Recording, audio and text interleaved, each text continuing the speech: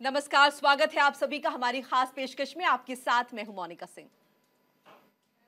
नमस्कार, मैं हूं दीपिका सिंह। तो अयोध्या में राम मंदिर की प्राण प्रतिष्ठा की तैयारियां जोरों पर हैं। भक्तों का मन जो है वो हर्षोल्लास से भरा हुआ है। 22 जनवरी 2024 को भव्य उद्घाटन समारोह के साथ प्रभु को नवनिर्मित राम मंदिर में स्थापित किया जाएगा। ये दिन वास्तव में बेहद खास होने वाला है। इस पर हम अगले कुछ देर में चर्चा भी करेंगे। हमारे साथ मेहमान भी जुड़ेंगे। बिल्कुल, ये मुहूर्त इसलिए खास है, आपको ये भी बता रहे हैं आपके साथ मैं दीपिका सिंह। देखिए, ये दिन वास्तव में बेहद खास इसलिए भी है कि इस दिन प्राण प्रतिष्ठा के लिए शुभ संयोग है और ये शुभ मुहूर्त अभिजीत मुहूर्त है। ये मुहूर्त इसलिए खास है क्योंकि इस मुहूर्त में भगवान राम का जन्म हुआ। जैसा कि आप जानते हैं कि भगवान राम का अवतरण पावन चैत्र मास की शुक्ल पक्ष की 9वीं तिथि को हुआ था। दोपहर का वक्त था और ये मुहूर्त था, भगवान का प्रिय अभिजात मुहूर्त है। इधर प्राण प्रतिष्ठा के लिए जो मुहूर्त है, जो तारीख है वो चुनी गई है, वो भी अभिजीत मुहूर्त में है। मोनिका, 22 जनवरी यानी पौष मास का द्वादशी तिथि भगवान राम की प्राण प्रतिष्ठा का वक्त है। दोपहर 11:36 से लेकर ये कुछ और देर तक चलेगा, जिसमें मात्र 84 सेकंड का ही मुहूर्त है, अभिजीत मुहूर्त। जानकारों का कहना है कि मूर्ति की स्थापना के लिए इतनी लंबी अवधि का अभिजीत मुहूर्त सिर्फ 22 जनवरी को ही है। बिल्कुल, इसीलिए ये तिथि जो है सबसे ज्यादा शुभ मानी जा रही है। इसीलिए इस दिन को रामलला की प्राण प्रतिष्ठा के लिए चुना गया है। बिल्कुल, और इस पर हम कुछ देर में चर्चा करेंगे और अपने मेहमानों से ये जानेंगे कि आखिर प्राण प्रतिष्ठा क्यों होती है, क्या महत्व है इसका, और अयोध्या में इसे लेकर जो जोश है लोगों के बीच वो किस तरह से आम जनमानस के साथ ही साथ हर तरफ किस तरह से इसका जुड़ाव है, भगवान राम का चरित्र, उस पर भी हम चर्चा करेंगे। हमारे साथ मेहमान हैं, हमारे साथ आचार्य प्रमोद मिश्रा जुड़े हैं, आपका स्वागत है। हमारे साथ स्वामी विष्णु विनोदम जी जुड़े हैं, आपका बहुत बहुत स्वागत है। स्वामी उपमन्यु महाराज भी हमारे साथ हैं और महामंडलेश्वर वेदमूर्ति महाराज भी हमारे साथ स्टूडियो में जुड़े हुए हैं। आप चारों का बहुत बहुत स्वागत है। बिल्कुल, इसी के साथ साथ ये पूछना चाहेंगे सबसे पहले विष्णु विनोदम जी महाराज, आपसे जानना चाहेंगे हम कि प्राण प्रतिष्ठा की तारीख नज़दीक आती जा रही है और इसको लेकर तमाम तैयारियां की जा रही हैं, जिसका इंतजार यूं कहें कि सालों साल किया जा रहा था। आज वो शुभ घड़ी अब नज़दीक। जी बिल्कुल, वो शुभ घड़ी नज़दीक है, वो अभिजीत मुहूर्त नज़दीक है, जिसमें वो जीत होगी इस भारत की, जो परचम पूरे विश्व पे लहराएगा राम का।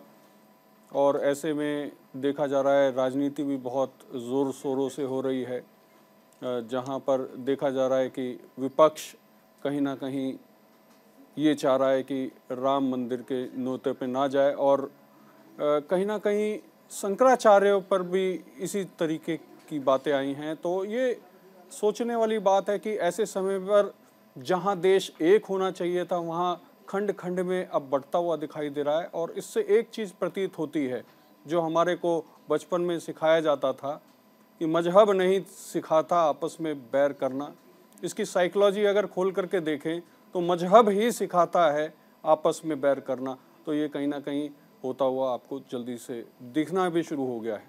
बिल्कुल, ये बहुत दुखद भी है क्योंकि जब हम आगे बढ़ते हैं, जब हम कुछ अच्छा करते हैं तो चाहते हैं कि पूरे देश का सहयोग मिले, चाहे बात हम पक्ष की करें चाहे विपक्ष की करें। लेकिन अभी जिस वक्त में कांग्रेस का, यूं कहें कि मोनिका कह सकते हैं कि साफ तौर पर कहा जा रहा है कांग्रेस की अब हम शामिल नहीं होंगे, जैसे परियोजना बना दिया, एक प्रोपेगेंडा बता दिया गया है आरएसएस का, बीजेपी का। क्या इससे ऊपर उठना चाहिए? महामंडलेश्वर जी, स्वामी वेदमूर्ति जी, मैं आपसे पूछना चाहूंगी क्योंकि ये चीजें बहुत दोयम हो जाती हैं, बहुत छोटी हो जाती हैं जब इतना बड़ा इवेंट शुरू होता है। यूं कहें कि न सिर्फ देश बल्कि पूरे विदेश की निगाह इतने बड़े इवेंट पे होती है।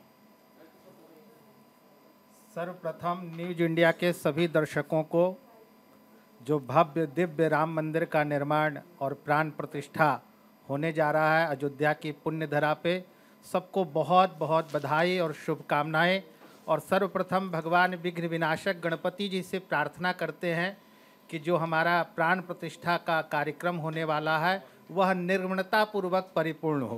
गौरी पुत्र गणेश्वरम शुभकराम धर्मार्थ शांति कराम विघ्ना व्याधि विनाशनम गजमुखम कार्यावरां सुंदरां वाणी शेषमहेश्वपुद्गुरुतरां देव्यादिदेव्यंबरां मूषकवाहन रुद्रपुत्रमखिलं कुर्यात् सदा मंगलम। तो यह जो 500 वर्षों के तपस्या संतों की रही है, अनेकों संतों ने अपना बलिदान दिया है। एक समय सरयू नदी भी लहूलुहान हो गई थी। आज सभी संतों का तप का बल का, आज उनकी त्याग का, तपस्या का फल है जो अयोध्या की पुण्य धरा पे भव्य श्री राम मंदिर बनकर के तैयार हो गया है। और नूतन गृह प्रवेश उसका अभिजीत मुहूर्त में पौष मास के द्वादशी तिथि को। और उस दिन आपको बता दूं कि भगवान, अभी हमारी बहन बता रही थी उसके बारे में विशेषता, तो उस दिन कुर्म जयंती है। भगवान कच्छप नारायण का जो अवतार है कछुए का, उस दिन भगवान का अवतरण हुआ था। और पौष मास की शुक्ल पक्ष की द्वादशी तिथि के दिन अभिजीत मुहूर्त जो है वह 12:22 से लेकर के 12:47 तक है। यह अद्भुत मुहूर्त में भगवान का पहले 5 दिन पूर्व ही भगवान की प्राण प्रतिष्ठा जो हमारे यहाँ होती है, जो उसकी वैदिक संस्कृति है हमारे यहाँ, सर्वप्रथम भगवान श्री राम लला को सरयू में स्नान कराया जाएगा। स्नान कराने के बाद दशविध स्नान होगा।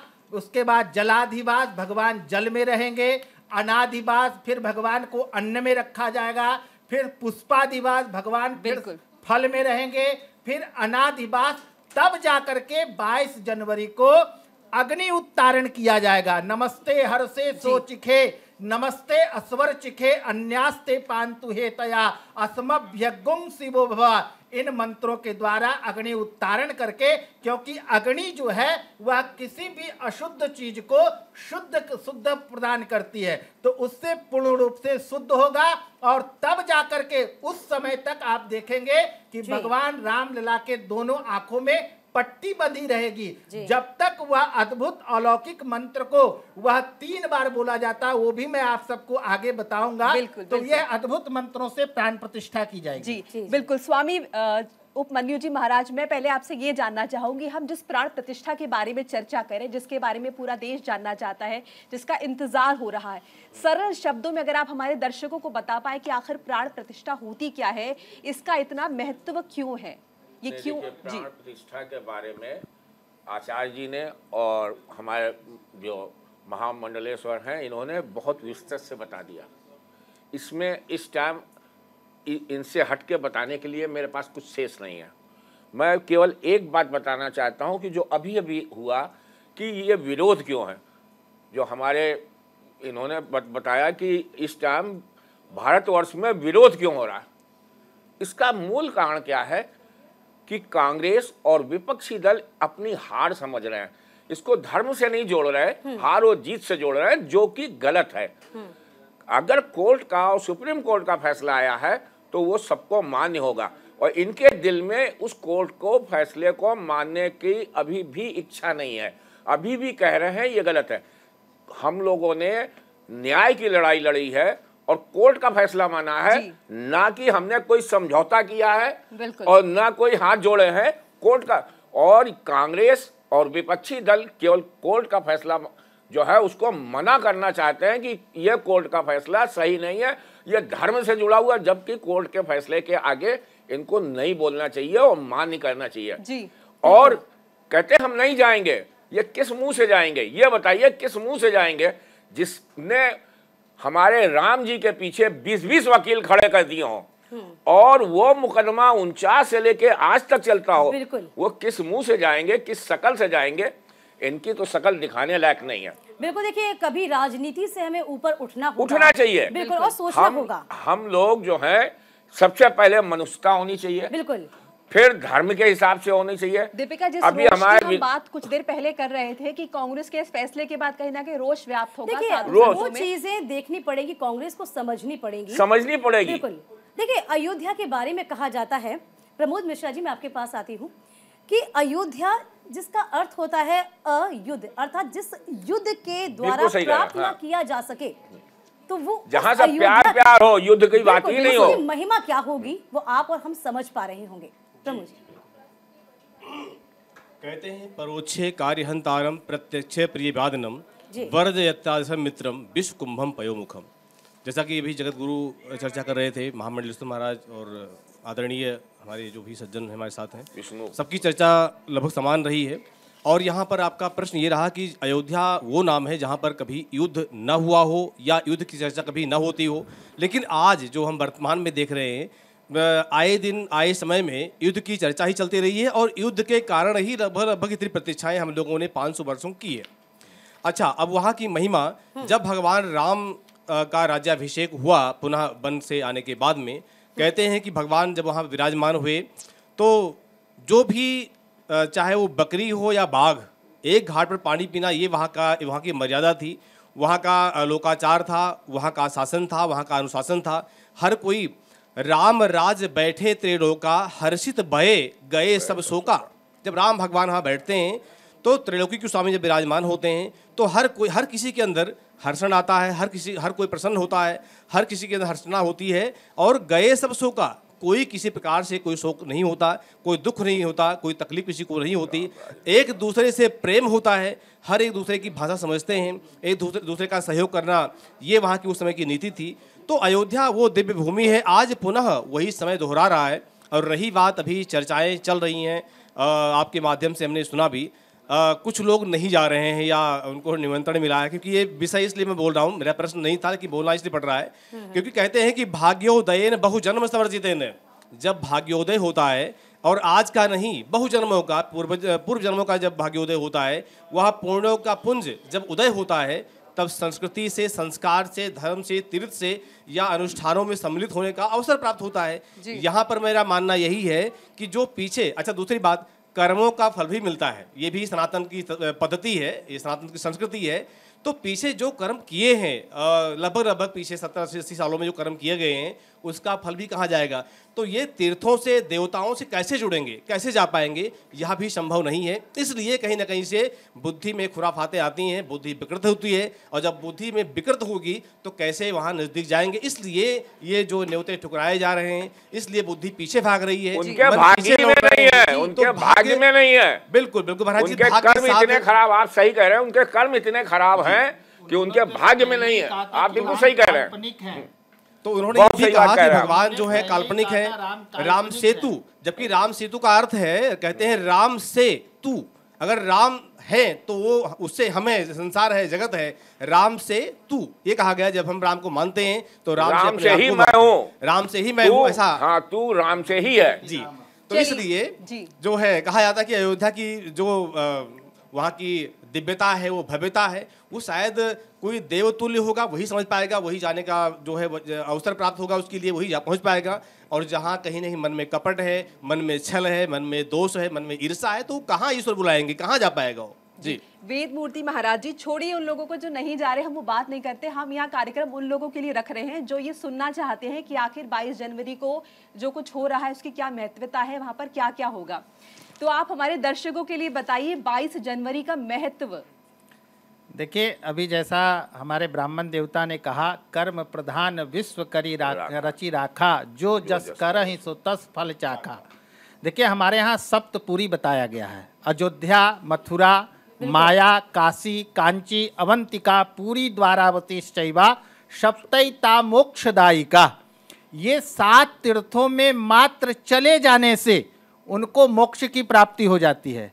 तब यहाँ सवाल ये उठता है कि ऐसे क्या कुकर्मी लोग भी, राक्षसी प्रवृत्ति लोग का भी मोक्ष की प्राप्ति होगी? तो इसीलिए उनको निमंत्रण आने के बावजूद भी वो वहाँ पे नहीं जा पा रहे हैं। हमारे यहाँ सप्त चिरंजीवी है, अश्वस्थामा, बलिर्व्यासो, हनुमानश्च, विभीषणा, कृपा परशुरामश्च, सप्तैता चिरंजीविना।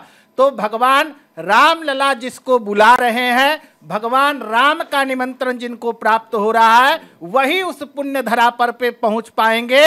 पापी लोग, राक्षसी प्रवृत्ति के लोग नहीं पहुंच पाएंगे, क्योंकि कहा गया बहन उनकी त्रेता मति युग में भी भ्रमित हो जाएगी। त्रेता युग में भी निशाचर थे। लंका निशिचर निकर निवासा, यहाँ कहाँ सज्जन करिवासा।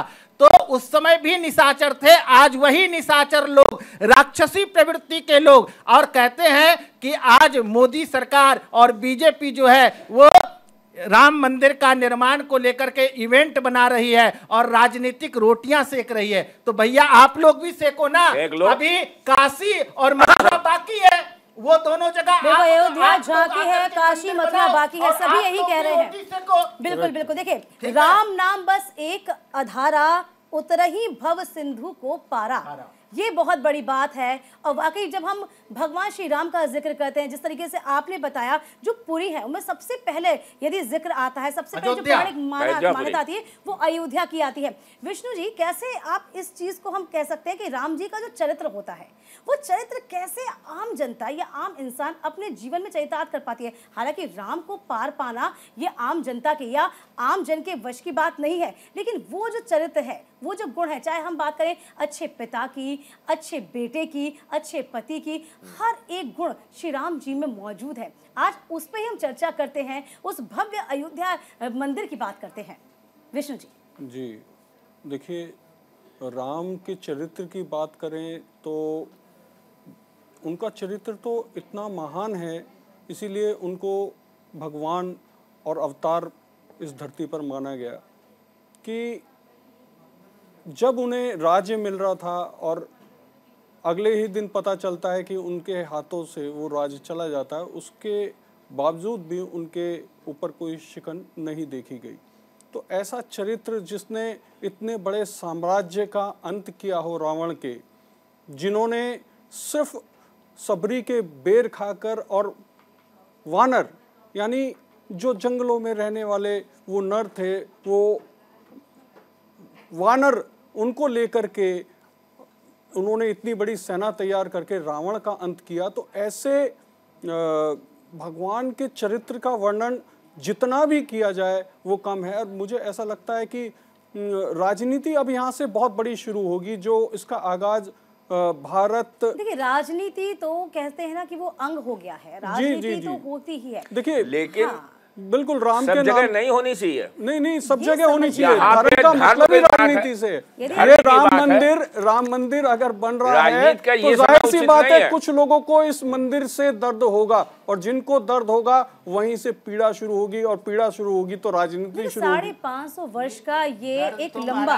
अगर मुसलमानों को हो, ईसाइयों को हो, तब तो माना जा सकता है। हाँ। लेकिन हमारे ही कुछ लोगों को दर्द हो रहा है, ये कैसी विडंबना है सनातन?